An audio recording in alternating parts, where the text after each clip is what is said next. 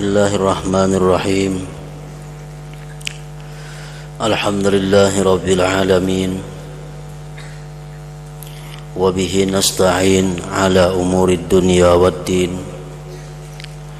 Ashhadu an la ilaha illallah wahdahu la syarika lah.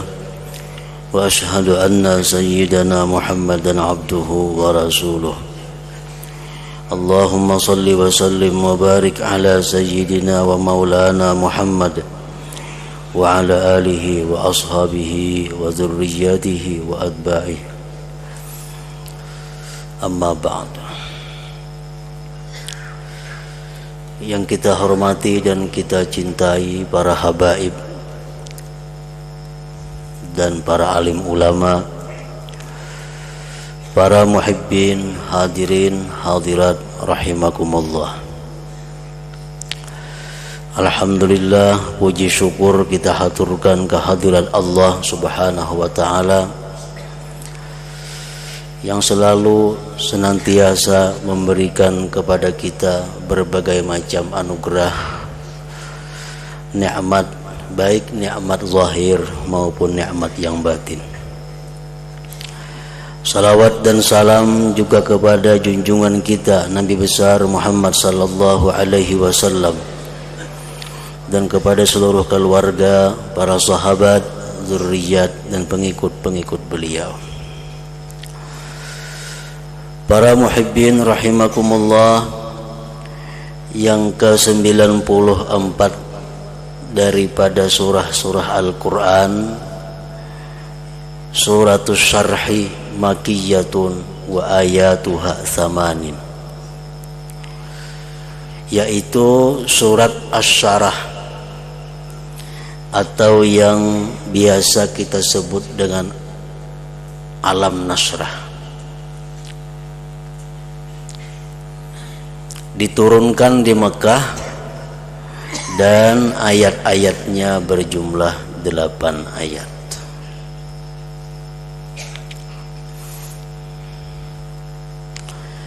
Bismillahirrahmanirrahim. Alam nashrah laka sadrak. Artinya, bukankah kami telah melapangkan dadamu, wahai Rasul?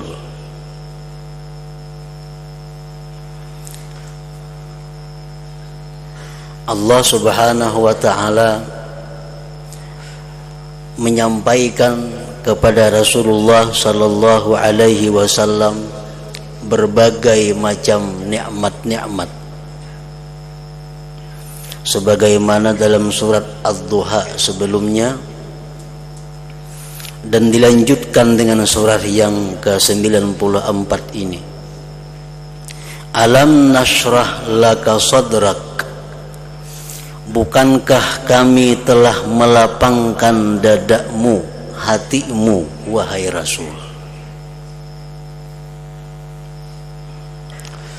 Para ahli tafsir mengatakan bahwa yang dimaksud dengan itu ayat tadi, tausi'atus sadri bin nuril ilahi, diluaskannya, dilapangkannya dada Rasulullah sallallahu alaihi wasallam atau hati beliau bin nuril ilahi, dengan cahaya dari Tuhan. Hati yang dimasuki cahaya dari Tuhan itu, maka hati tersebut menjadi lapang, menjadi terbuka.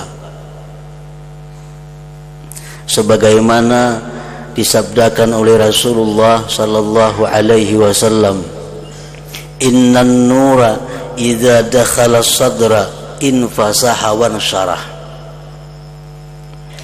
Sesungguhnya cahaya dari Tuhan itu apabila masuk ke dalam hati seseorang, maka luaslah hati seseorang itu dan lapanglah hati seseorang itu.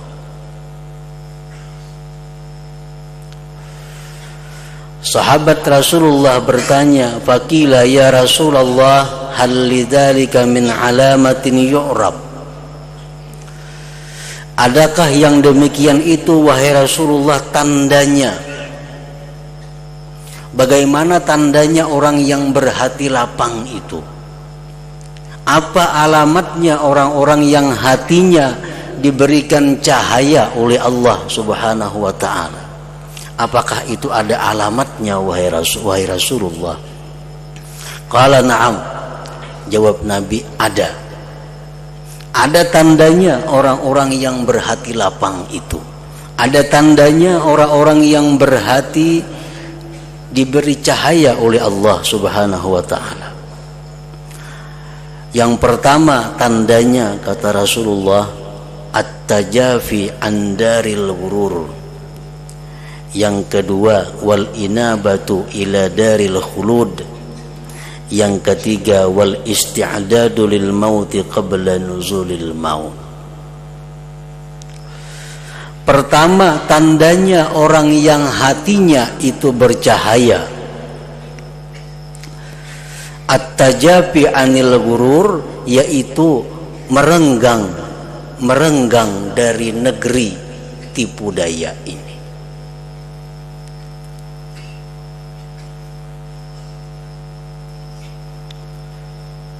Yang kedua, kembali kepada negeri akhirat yang kekal.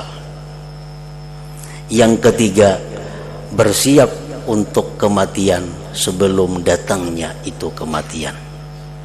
Nah, tiga ini tandanya orang yang berhati lapang, orang yang punya hati diberi cahaya oleh Allah Subhanahu wa ta'ala. Yang pertama, Rasulullah menyebut at-tajafi anil ghurur, renggang daripada negeri tipu daya. Maksudnya renggang itu adalah bahwa dunia itu bukan merupakan perhatiannya yang utama. Dunia itu hanya dijadikannya sebagai bekal untuk hari kembali. Nah, itu yang dimaksud dengan renggang. Orang-orang yang menjadikan dunia sebagai tujuan utama, orang-orang yang menghabiskan waktunya untuk mengejar dunia, itu orang-orang yang merapat dengan dunia. Pikirannya dikatakan 90% pikiran dunia. Waktunya 90%, 60%, 70% untuk mengurusi dunia. Ini bukan renggang dari dunia, merapat dengan dunia. Nah, kalau orang yang renggang dengan dunia itu adalah bukan yang utama baginya. At-tajafi an daril ghurur, merenggang daripada negeri yang tipu daya. Kenapa dunia ini disebut dengan tipu daya? Dunia disebut dengan negeri tipu daya. Para ulama mengatakan antara lain dunia ini disebut tipu daya. Bagaimanapun baiknya dunia ini kepada kita, bagaimanapun sayangnya dunia kepada kita, ujung-ujungnya dia akan meninggalkan kita. Nah, ini contoh tipu daya dunia. Kita dirangkulnya, kita didekatinya, kita diberinya, kita disayangnya, tapi ujungnya dia akan meninggalkan kita. Akhirnya kita jadi sedih, akhirnya kita jadi menderita. Nah, itulah contoh bahwa dunia ini tipu daya. Para muhibbin rahimakumullah, pengertian merenggang daripada dunia itu bukan berarti kita menghilangkan pemikiran atau waktu untuk dunia sama sekali. Agama kita tidak melarang kita berurusan dunia. Agama bahkan mengatur bagaimana orang berusaha. Agama mengatur bagaimana orang bertani, beternak, berdagang dan sebagainya. Itu menunjukkan bahwa agama tidak melarang kita untuk mengurus dunia. Namun jangan sampai dalam hal mengurus dunia itu kita disebut orang yang rapat dengan dunia, orang yang akrab dengan dunia. Karena rapatnya kita dengan dunia, akrabnya kita dengan dunia, sehingga menyita banyak perhatian kita, menyita banyak waktu kita, itu menunjukkan hati kita sempit, hati kita tidak ada cahaya dari Allah Subhanahu wa ta'ala. Para muhibbin rahimakumullah, silahkan kita berusaha dunia, apapun usaha kita, tapi para ulama mengingatkan jangan lupa 3 hal. Kalau 3 perkara ini kita langgar, itu menunjukkan bahwa kita sudah termasuk orang yang terjerumus ke dalam jurang dunia. Tapi kalau 3 perkara ini masih bisa kita pelihara, kita masih bisa selamat daripada yang dicela. Yang pertama, mereka ulama mengatakan kepada orang-orang yang berurusan dengan dunia, seperti berusaha dan sebagainya. Yang pertama, an-niyatus salihah, niat yang baik. Nak berdagang silahkan, nak bertani silahkan, berkebun, beternak, jadi pegawai, jadi buruh, jadi apa silahkan. Tapi pertama, niatnya bagus. Niat bagus.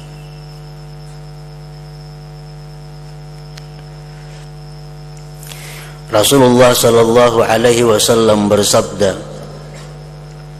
"Man talabad dunya halalan isti'fafan anil mas'alah wa sa'yan ala ahlihi wa ta'attufan ala jarihi ba'athahu Allah yaumal qiyamah wa wajhuhu kal qamari lailatal badar wa man talaba ad-dunya halalan mukathiran mufakhiran muraiya laqiya Allah ta'ala yaumal qiyamah wa huwa alaihi ghadban." Nah, ini Rasulullah menerangkan bagaimana orang yang mencari dunia dengan niat. Barang siapa yang mencari dunia, berdagang, berkebun, halalan halal, jangan haram, yang halal. Niatnya mencari dunia yang halal itu adalah isti'fafan anil mas'alah, karena menghindari daripada mengemis, mengusahakan untuk keluarganya dan membantu tetangga-tetangga yang memerlukannya. Nah, kalau kita berusaha dengan niat seperti itu, ba'asahullah yaumal qiyamah wa wajhuhu kal kamar lailatal badar, Allah bangkit nanti di hari kiamat, wajahnya seperti bulan purnama. Nah, ini berdagangnya kan jadi masalah. Niat kita mulai turun rumah, hendak usaha itu apa garang tujuan kita. Dan barang siapa yang mencari dunia yang halal, tapi tujuannya, niatnya untuk memperbanyak harta, untuk bermegah-megah, untuk bearai, nanti dia di hari kiamat bertemu Allah, Allah marah kepadanya. Nah, ini contoh orang yang mencari dunia tapi niatnya kada baik. Padahal dagangannya sama, yang dijualnya sama, cuman saya kuni niatnya bagus, kayaknya hari kiamat bercahaya wajah seperti bulan pertama, bulan purnama. Nang saya kuni ini niatnya kada baik, Allah marah. Nah, jadi silahkan kita mengurus dunia, tapi jangan lupa bahwa niatus salihah itu mesti ada, niat yang bagus. Berusaha dengan niat supaya kawan naik haji, bagus. Berusaha dengan niat supaya kawan umrah, bagus. Dengan niat berusaha dapat keuntungan, saling membantu tetangga, membantu ini sebagainya. Nah, itu niat yang bagus. Yang kedua, bagi orang-orang yang berurusan dengan dunia, yang mesti dijaga adalah wifaqus syariah, mensesuaikan syariat. Berdagang sudah diatur oleh agama, bagaimana cara berdagang yang sah, bagaimana cara berdagang yang tidak sah, bagaimana cara berusaha yang diridai Allah, bagaimana cara usaha yang dimurkai Allah. Untuk menyiwakan apa, silahkan jadi tukang siwa, tapi sesuai dengan syariah.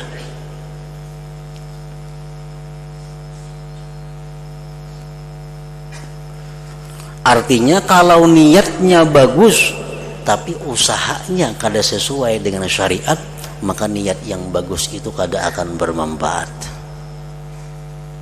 Orang gawian nang haram, gawian menipu orang, tujuan nak bersedekah, menambahi dosa benar. Menambahi dosa bukan dapat pahala. Nah, wifaqus syariah. Yang ketiga, supaya orang-orang yang mencari dunia tadi tidak termasuk dekat dengan dunia, la tulhi an dzikrillah, tidak melalaikan dia daripada zikrillah. Waktu sembahyang kada terganggu, waktu membaca Quran kada terganggu, waktu menuntut ilmu kada terganggu, waktu membaca wirid kada terganggu, karena dagangannya, karena pekerjaannya semua teratur. Nah, berdagang ya berdagang, karena zikir ada lagi jam-jam tertentu. Nah, sehingga dagangannya itu kada mengganggu dengan zikrullah, dengan sembahyang dan semisalnya. Nah, bila mana kita bisa berusaha dengan 3 perkara tadi, niatnya bagus, usahanya sesuai syariah, dan kita tidak melalaikan mengingat Allah Subhanahu wa ta'ala, maka kita termasuk sudah dalam golongan orang-orang yang renggang daripada dunia tadi, yang menunjukkan bahwa dada kita, hati kita lapang, hati kita diberi cahaya dari Allah Subhanahu wa ta'ala. Alam nashrah laka sadrak, bukankah kami telah melapangkan, membuka dadamu wahai Rasul. Wa wada'na anka wizrak alladhi anqadha zahrak. Ayat berikutnya surah Asy-Syarah ini, wa wada'na anka wizrak. Menurut sebagian ulama tafsir, mereka mengatakan asamnaka minal wizri ibtida'an wa intiha'a. Kami telah memelihara engkau wahai Rasul daripada dosa, mulai permulaan sampai akhirnya. Jadi artinya Rasulullah Sallallahu Alaihi Wasallam ini dipelihara daripada berbuat dosa sejak beliau lahir sampai beliau wafat.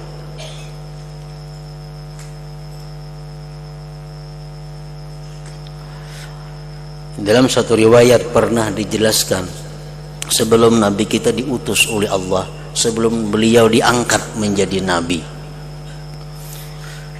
di Makkah itu ada orang berpengantinan, orang-orang jahiliyah. Kan sebelum Nabi kita diutus, sebelum Nabi diutus berarti itu masa jahiliyah. Nah, orang berpengantinan. Nah, ngaran di jahiliyah itu bila berpengantinannya berurusan. Ini orang jahiliyah berurusan.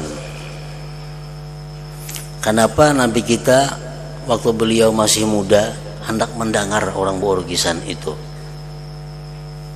Begitu sampai di tempat itu, Rasulullah ini diguringakan oleh Allah Subhanahu wa ta'ala sampai bisukan, sehingga beliau kadang mendengar bunyi anak, bunyi apa kada tahu, karena dipelihara telinga beliau daripada mendengar hal-hal yang diharamkan itu.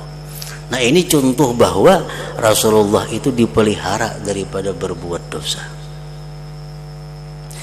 Wa wada'na anka wizraka alladhi anqadha zahrak, yang mana dosa itu selama ini membebani engkau, Rasulullah Sallallahu Alaihi Wasallam itu selalu merasa berat. Beratnya apa? Beban beliau itu merasa berat karena merasa banyak menerima nikmat dari Allah. Segala nikmat itu diberikan kepada Nabi kita. Beliau khawatir kalau berbuat maksiat kepada Allah. Alangkah jahatnya orang yang banyak dapat nikmat itu berbuat maksiat kepada Allah.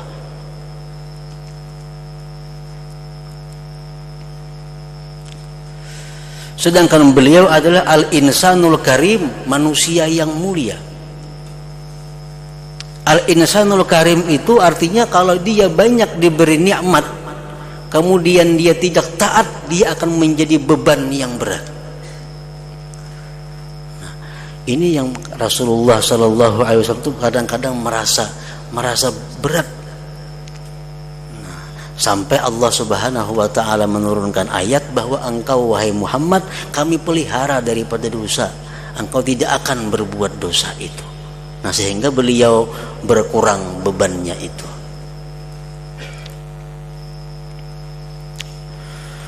Wa rafa'na laka dzikrak, dan kami tinggikan bagi engkau wahai Rasul sebutan engkau.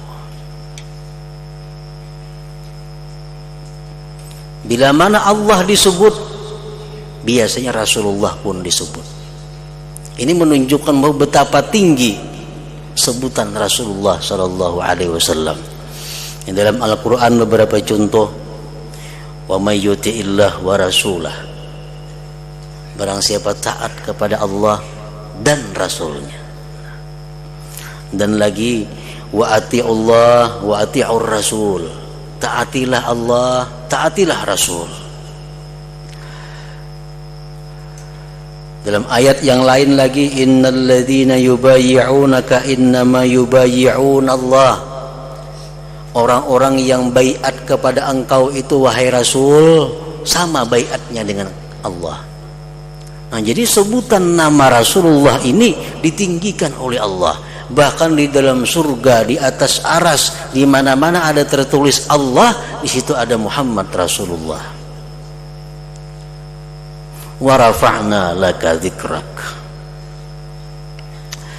Fa inna ma'al usri yusra, inna ma'al usri yusra. Sesungguhnya beserta kesulitan itu ada kemudahannya. Sesungguhnya beserta kesulitan itu ada kemudahannya. Ulama tafsir menjelaskan maksud dua ayat ini adalah inna ma'al usri yusraini, bahwa setiap kali kita dapat satu kesusahan, kita akan dapat dua kelapangan. Kita dapat satu masalah, nama Allah kita sakit kepala, nama Allah kita kada karuan, tunggu ya, karena akan datang dua kelapangan. Inna ma'al usri yusrain, bahwa beserta satu kesulitan itu dua kelapangan. Kelapangan apa nang dua itu? Pertama, yusrun fid dunia, dia dapat kelapangan di dalam dunia. Nah, yang kedua, wa yusrun fil akhirah, dia dapat kelapangan di akhirat berkat kesabarannya menghadapi kesulitan tadi. Nah, inna ma'al usri yusra, inna ma'al usri yusra. Fa idza faraghta fansab. Yang ketujuh, ayat yang ketujuh, fa idza faraghta fansab, apabila engkau selesai dalam satu pekerjaan wahai Rasul, fansab, maka bekerjalah engkau pada urusan yang lain.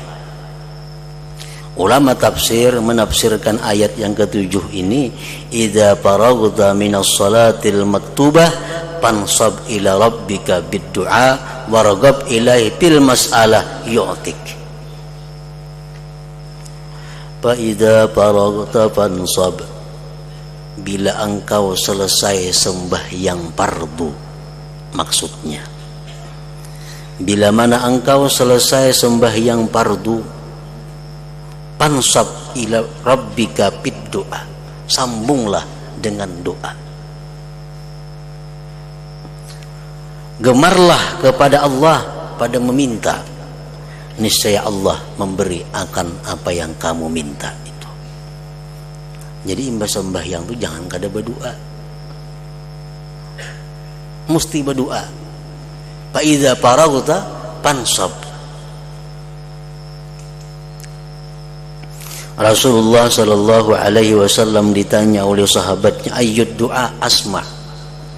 Wahai Rasulullah, apa jua doa yang paling cepat dikabulkan Allah?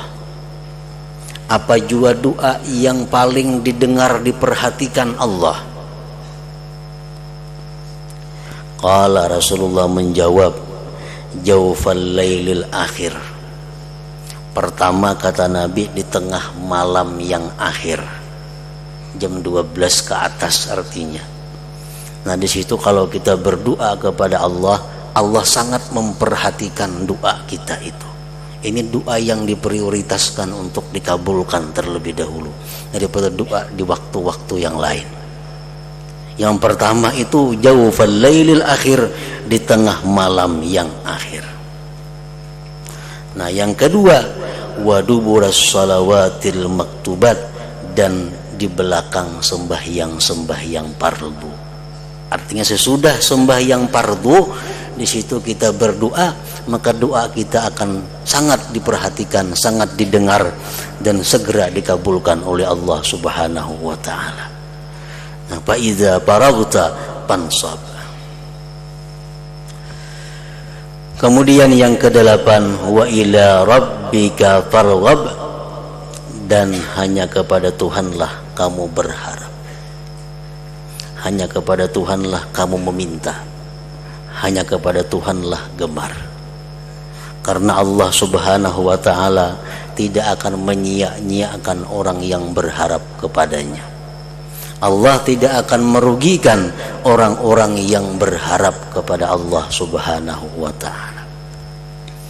Nah, para muhibbin rahimakumullah, di dalam kitab Khasyiatus Sawi syarah tafsir Al-Jalalain disebutkan bahwa surat Asy-Syarah ini atau surat Alam Nasrah ini banyak memberikan faidah-faidah lain,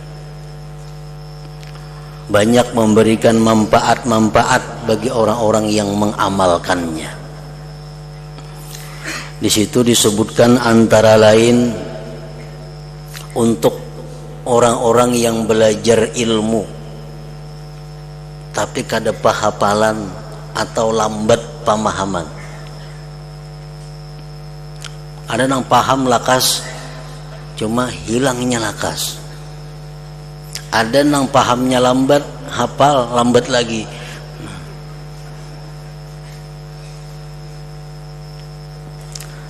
Nah, oleh para orang-orang saleh disebutkan bahwa ada cara-cara tertentu agar orang tersebut bisa cepat paham, cepat hafal, dan awit pahamannya. Disebutkan bahwa ditulis surat Alam Nasrah itu, khususnya orang-orang yang menuntut ilmu. Nah, ditulis surat Alam Nasrah itu di piring. Tulis, nah, kada usah bismillahirrahmanirrahim, kada usah betitik, kada usah bebaris. Tulis menginumi anak kakaknya. Nah ditulis di piring, lawan pulpen, non sepidol, hanyar dituangi banyu putih, dihapus, dinginu makan lawan nang pembabal tadi. Insya Allah berkat Alam Nasrah, kakanakan atau nang tuha nang minum itu menjadi cepat paham dan hafal. Jadi piring putih, piring apa, hijau, piring kuning kada jadi masalah. Mutlaqul ina, bebas piringnya. Tulis Alam Nasrah laka sadrak, 8 ayat, jangan dibarisi, jangan dititiki. Tulis, kayaknya ambil banyu sedikit, dihapus, diminum makan ke anak buah. Nah itu salah satu fadilat yang sudah diuji yang sudah mujarrab dilakukan oleh orang-orang salihin. Nah, kemudian lagi disebutkan di situ bahwa wa man lazamaha aqibas salawatil 15 marrat hasala lahu taysir fir rizq wa taufiq lil ibadah. Orang yang melazimkan, membiasakan setiap sesudah sembahyang 5 waktu membaca 10 kali. Dimulai bismillahirrahmanirrahim, alam nasrah laka sadrak wa wada'na anka wizrak. Nah, kalau menulis tinggal bismillahnya tadi, kalau membaca baca bismillahirrahmanirrahim, alam nasrah, seterusnya 10 kali. Allah hasilkan bagi dia kemudahan dalam rezeki dan kemudahan untuk beribadah. Tapi rutin 50 kali sehari, imbah sembahyang 5 waktu 10. Nah, banyak lagi faidah-faidah yang sudah diuji, yang sudah dirasakan oleh para orang-orang salih yang berkaitan dengan surah Asy-Syarah atau Alam Nasrah ini. Nah, selanjutnya yang ke-95 Suratul Tin Makkiyatun wa ayatuha tsamanin.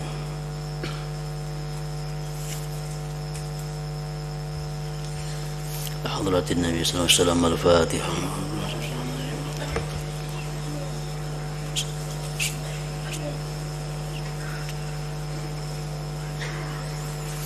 أشهد أن لا إله إلا الله وحده لا شريك له أشهد أن سيدنا محمدا عبده ورسوله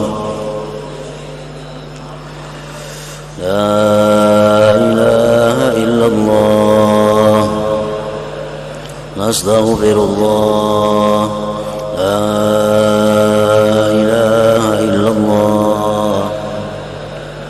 نستغفر الله لا إله إلا الله نستغفر الله لا إله إلا الله ونتوب إلى الله لا إله إلا الله محمد رسول الله صلى الله عليه وسلم فيا أيها الرجل منه شفاعة صلوا عليه وسلموا تسليما.